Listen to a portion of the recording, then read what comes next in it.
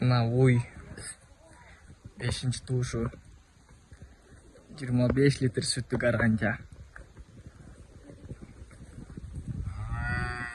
Бул эки торпок декабрда туулган. Экөө тең ургачы.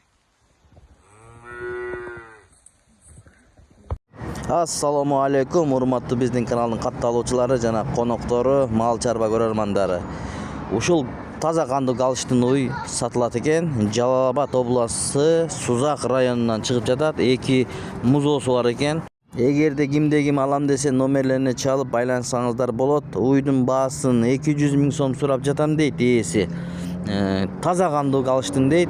Ургачы музоолорду 50 000 сомдон 100 000 сураймын дейт экөөсүнө. Жакшы эле түшүп берем деп жатат ээси. Кызыккандар болсо чалып байланышсаңыздар болот. Жалал Абад облусу Сузак районунан сатылып жатат бул уйлар. Каналды колдоп, лайк басканды унутуп калбаңыздар, туугандар.